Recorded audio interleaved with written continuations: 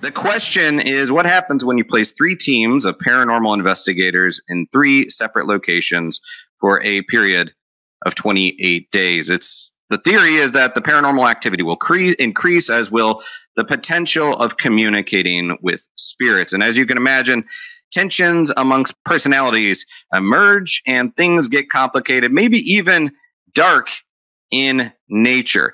And I also just want to begin by congratulating each of you on being involved in this series that is a first. It's networks breaking through on Netflix. That's a big deal. It's a very huge deal. It charted globally in the top 10 in the US and globally in the first week. And even within the first 3 days, it's 13 million hours of this show was streamed. So I think each of you should be very pleased and proud of this accomplishment. So let's begin. I want to know, and people probably have this question, about what you really knew about this concept heading into this job, into this 28-day job, because the show does mention Ed and Lorraine Warren in this 28-day cycle, but what were you aware of heading into this? And Jeremy, do you want to weigh in? Of course, Jeremy Leonard, you've done a lot of TV investigations in the past. Heading into this, what were you aware of this concept? The only thing I knew that I was going to be paired up with a psychic medium, and we were going to be in an extremely haunted location. I met Brandy at the hotel, and I spent literally a day or two getting to know her. So it was definitely a first. Usually, whenever you film a show, it's a period over 3 months, and you're right there with the film crew. You get to go home or go to a hotel rather, and get away from everything. But this is definitely was different for me. Yeah, Nick. Yeah, like Aaron said, all we knew was we were going to Connecticut. And, with that, you have time of sitting in the Minneapolis airport and you start Googling, man, I wonder where we're going to go. And it's like, maybe we'll go to Norwich or something like that. And it turns out Norwich is just down the street from Captain Grant's where we were at. So, I mean, I was close. Huh? Brandy, were you aware of the Ed and Lorraine Warren connection at all? The only thing that I knew was obviously it was the study of Ed and Lorraine Warren, and it was to stay in a location for 28 days. I didn't know where we were going besides North Carolina. I knew that we would be basically no communication with the outside world, no phone, no TV, no nothing. I mean, we didn't even have a clock. So we didn't really even know how to really tell. I mean, we couldn't tell time or anything. I mean, we were just stuck in our heads and looking at daylight, nighttime, just to tell time. And the only thing that I really knew is that I was going to be working with a demonologist, and that's something that I've never done before. And I talked to Jeremy a couple days prior just to get to know him a little bit more. And I've never stayed in a haunted location before either. I never would. That was just one of my fears. So basically, yeah, it was a big step. That was using the coffin as a trigger object. Definitely, it's something that we see in other investigations. But Brandy, with that, I mean, you went for it. That had to be a pretty harrowing experience. Honestly, when he had mentioned it to me, it was just like my nerves were shot instantly because, like I said, I normally myself so guarded from negative energies. I don't like to really step out of the zone like that on a normal day basis when I'm investigating. I've never done it before. But I knew coming here doing the studies, I had to step out of my norm because as psychic mediums, we will never learn how to come across other energies that come at us if we don't take those steps.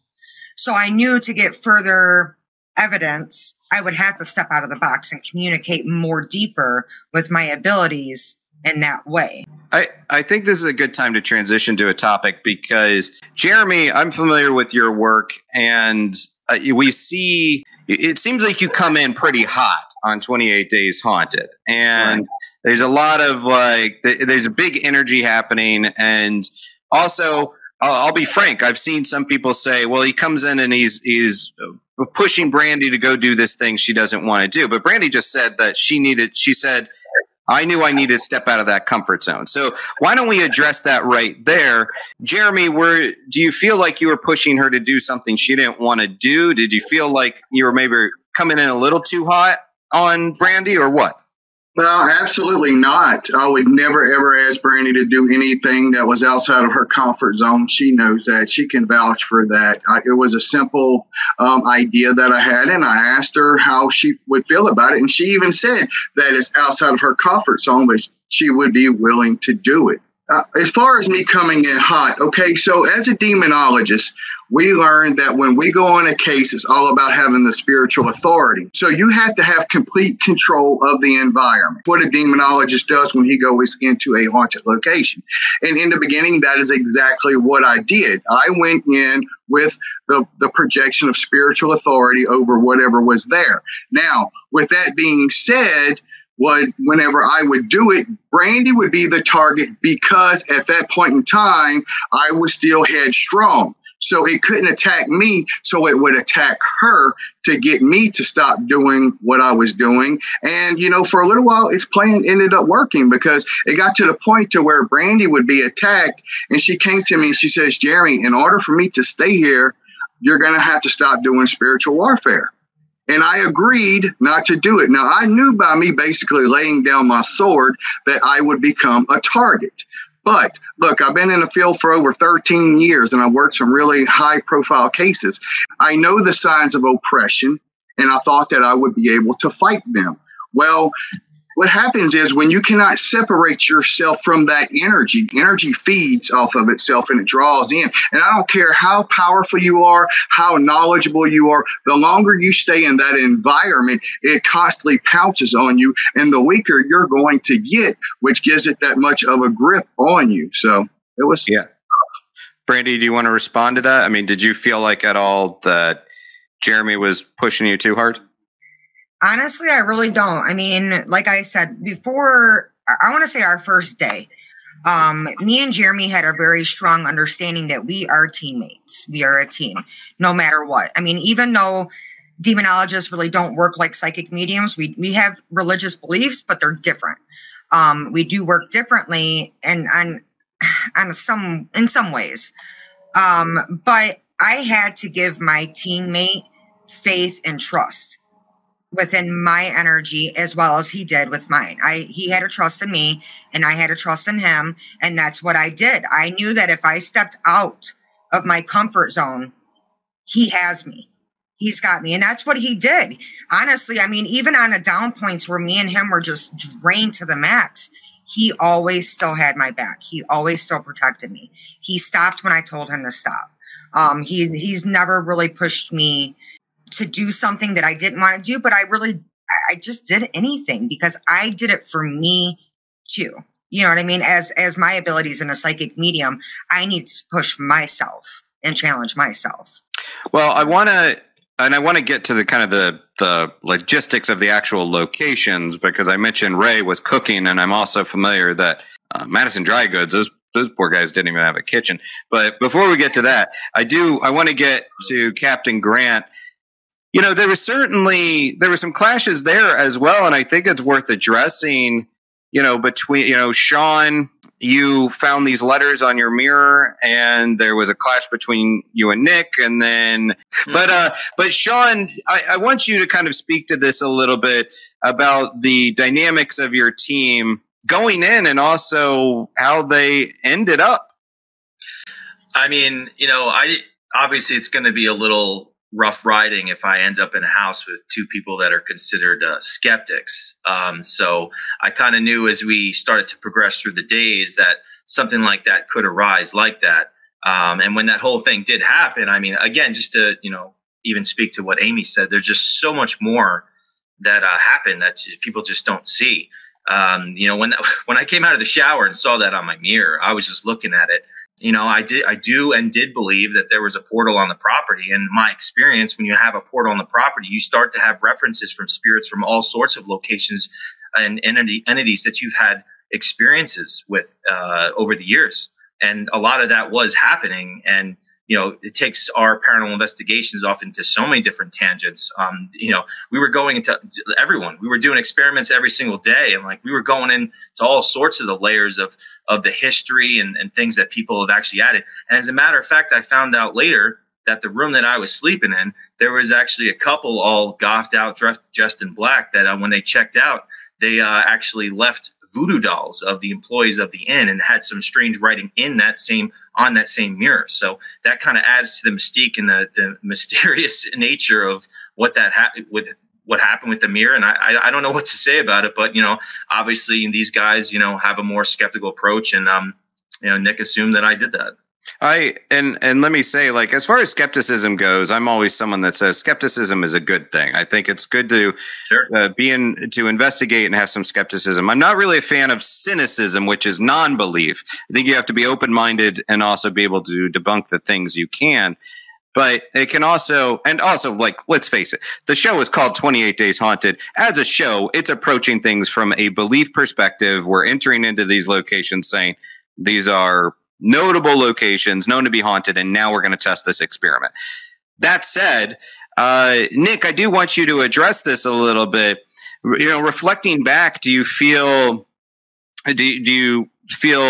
warranted in how you kind of approach things with Sean? Do you wish you had handled it a little bit differently? And kind of how are things now? Well, way back when, my dad, he told me when I was getting out of high school, he goes, you're looking into moving out now. And if I can offer you one piece of advice, never, ever, ever rent a house with your buddies. And you get to see that on the show that, pretty much the three of us and Captain Grants start to turn on each other over time. And it was like that for everybody in every location. And we all blew up in one way or another. I mean, I'm going to press you a little bit. What's your thought about the mirror now? Yeah, it's so long ago. Just whatever. Yeah. And then there was Madison Dry Goods, and these the other locations had yards. They had kitchens. Brandy, Jeremy, voice your feelings on this. What were you dealing with, and how did it feel when you were looking at the other locations? Jeremy first. These guys have jacuzzis? Are you serious? Y'all know what me and Brandy lived off of for 28 days? What was pizza rolls that you put in the microwave and cereal. Am I lying, Brandy? We had a shower that was a makeshift shower that they made, and we literally had 5 minutes of hot water. We had mattresses on the floor. I mean, really? I'd have to say, like, I kind of like it like that because it really put me into that feeling of everything all the way around the haunted building, my abilities. I like the roughness of it. You know what I mean? So that way I could really say, look, I really roughed it out. This is what I really went through. You know what I mean? So, but I think the only thing that was the hardest on me was not being able to step away from the property and get grounded and get cleansed and just, cleanse my energy from the energies that I'm constantly coming in contact with. I had no escape. And even though you could see me on the other side of that window on that sidewalk, that's the furthest that we could go. And that still wasn't enough for me because I'm still on the property. Spend a lot of time out there. I did. I really did.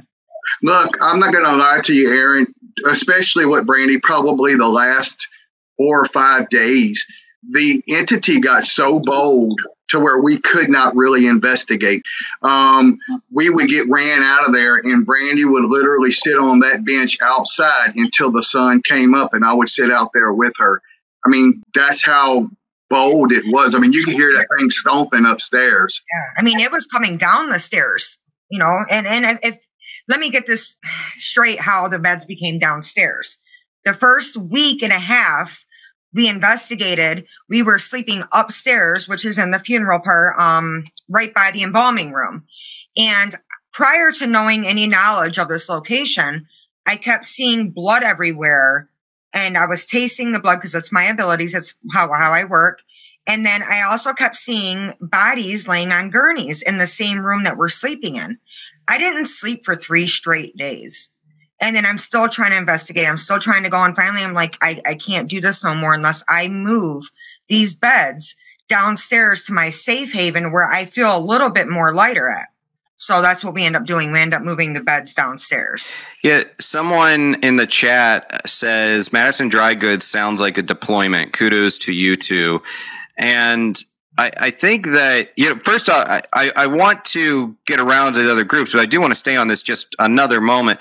Jeremy, both Jeremy and Brandy, something I've heard from some folks, I've received some letters or emails, not letters, who sends letters anymore, but I received some emails and some social media posts saying like, shame on you for connecting these tragic deaths at Madison Dry Goods, or that were connected to Madison Dry Goods. Shame on you for associating this demonic entity and going the way of reality TV with the demon stuff, going straight dark on that.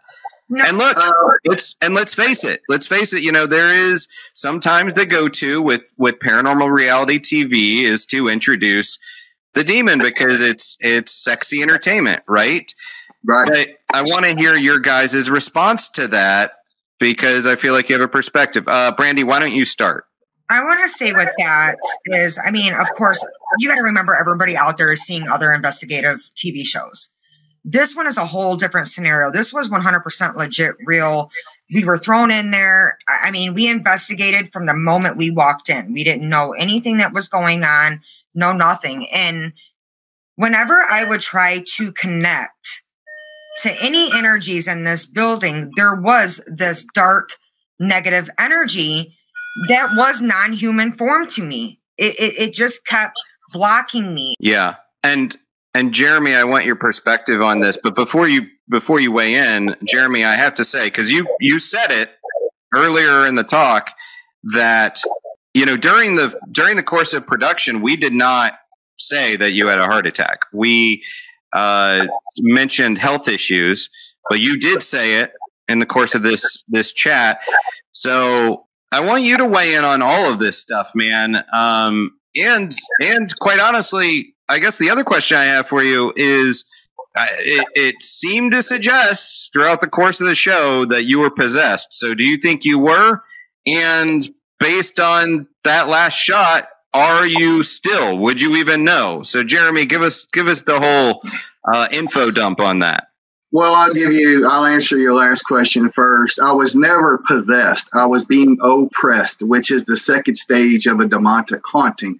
That means the entity was heavenly influencing me. So demons don't just automatically go to possession. It's a long, drawn-out process. So during the stage of oppression, the entity is manipulating you. It's affecting your behavior. What it's trying to do is isolate you and break your will so that you have no will left. And that is when possession will occur.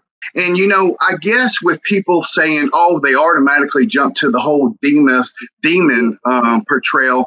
See, that goes with your viewers not knowing our backgrounds. Anybody who has ever followed my work knows that the number one thing I preach is you always go into a location trying to prove that it is not demonic rather than proving that it is.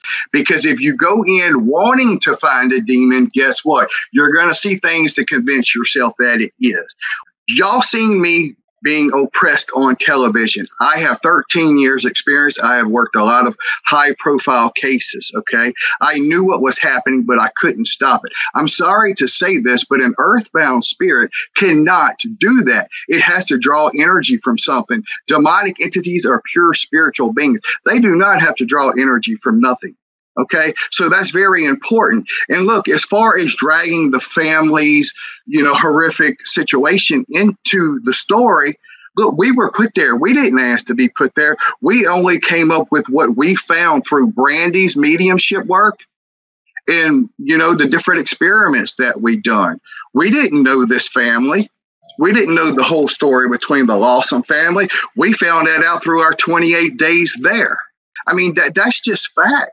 So did we go and make up anything of the demonic narrative? No, I surely wish it wouldn't have been. I would have been great to stay at Captain Grant's location where they had beds and all of these things. But look, this thing here did not want a secret to be known, and it definitely did not want it to become public. And it done everything that it could to make sure that that happened. As you said, Aaron, y'all seen me have a heart attack on television. Okay. When I got rushed to the hospital, I had a minor heart attack right then and there. Okay. That's not TV. That's not scripted. That is real life. I've even heard people say that that's all fake, that they just brought us to the hospital and then brought us back. No, I'm telling you right now, I will put my reputation on the line and tell you all of that is 100% legit. I spent 13 hours in that hospital getting test after test after test. 3 days later, after I got home, guess what? I had a massive heart attack. The show says nothing about that. Yeah. And thank you, Jeremy, for responding to that, because I know it's a tough question, but I appreciate you going on record and saying that. And I also know we're about to wind down. We're about to lose some folks. Aaron, I know you got to go. Tony, did you just want to respond briefly to that? Yeah, I just keep going in and out here. But Jeremy, I think did a fine job. They all did a fine job. Yeah, hard work all around. And I think we just lost your audio feed, Tony. Aaron, if I can say something too, like from my experience too, and I sympathize for Jeremy, and obviously because Jeremy being a demonologist, I'm sure that location was probably privy and chosen for that reason, because there could be something potentially that dark in that location. And when he put the God helmet on, and since they were there so long, Jeremy's the number one enemy, is because he has a history of helping people and helping spirits. So that's kind of like what was my worry too. If there's things that are happening in the house, or if these guys have different methods than I do, that if something happens and something opens up, they're going to come to me and manipulate other people in the house to come after me. And, when he put that helmet on, that evil entity may have taken advantage of that to cause that connection to him. Yeah, Jeremy, you want to respond to that briefly?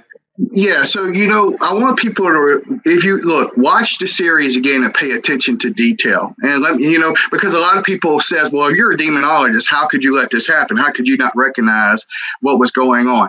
So let's back up. In the beginning, I went in with authority, headstrong. I would do spiritual warfare prayers. Brandy would be attacked. So Brandy came to me and said, Jeremy, I need you to stop. So think about what I did. I basically laid down my sword. So now the entity says, now I'm going to go for him because he's the major threat. Okay. So basically my job was to be a normal investigator, which was basically to be what? Brandy's bodyguard, to protect her, because I did not have psychic abilities. I need her to find the answers, but I still needed to protect her. So I done what I thought was right. I took the blow for Brandy because I thought, being that I would know the signs of oppression, that I would be able to stop it. Now, like they said before, we could not leave. I mean, we couldn't even walk across the street. We literally had a bench in front of the store. So I was not able to separate myself from the energy like I would on a regular case, to be able to get my head back strong. Look, I don't care how powerful you are. When you stay in an environment like that, it pounces on you and pounces on you. I knew what was happening. Okay. I knew exactly what was happening, but it was manipulating me to believe otherwise. Yeah. What do you wish audiences had seen? Second part is, what would you do differently? And I guess finally, would you do it again? How, or if you want to say how it changed you. But Jeremy, why don't you start? We're getting some audio interference here, but Jeremy, just briefly, why don't you start? What do you wish audiences had seen? You kind of touched on that. What would you do differently? And then would you do it again? Well, I just wish audience would really understand what it was that I done when I confronted the entity, because that's something you should never do, is confront an entity like that. But I had to find a way to get back control from the entity, because I knew I was going to do an exorcism on the location later, which they did not show. And I wish they really would have shown. And I'm going to tell you guys, as Brandy, I sat and prayed for about 3 hours before I confronted it because I was terrified. I was scared. I'm not going to lie to you, but I knew I had to do it. But if there is something to be learned from all of this, it's no matter how bad things are, you always have to fight. You have to fight to free yourself. You can never let anything hold you back. Would I do anything different? No, because at that point, my job was to protect a fellow human being, and that's what I done. Okay. I took the blow so that she would not have to experience it. And look, everything always works out in the end. I was on the verge of possession, but it did not happen. Would I do it again? You know, immediately after the show, I said, I don't care if they paid me $1 million. I would never put myself in that situation again. But looking back, I learned a lot about my experiences, and it's helped me relate to cases that I take on now from a client's point of view. Would I do it again? I definitely wouldn't do it again if I'm in a location like Madison, but I'm never going to say never. Right. Okay. And Jeremy, just real quickly, how can people follow you and support your work? You can follow me on Facebook, Jeremy Leonard, the Cajun Demonologist, same name under Instagram and Twitter. I also have a podcast called Jeremy Leonard, the Cajun Demonologist Podcast. You can get it wherever you can get your podcast at. And have not been a guest on it yet, so we need to make that happen, Jeremy. Thank you, Sean. Nick, do it again. How did it change you? What do you wish people had seen? How can people follow you?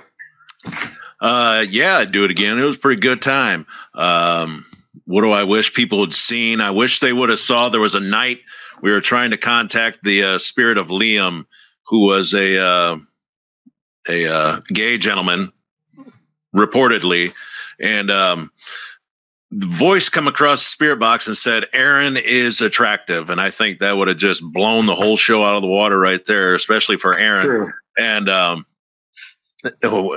mean, I wouldn't change a thing about it. I think the next time around, if there is a next time around, maybe we get a little longer edits instead of 6 30-minute episodes. It was kind of like watching Moonshiners on fast forward. That's it for Connecticut. Now we go to Tim and Tickle down in North Carolina. Oh, wow, they're having a scary time. You know, I mean, there's not a whole lot of time to really tell the stories of each individual location. And because all three of the spots had such a great story to tell. And all my socials are pretty much the same right now at Big Nick Simons, because I'm as big as a door. Come and find me.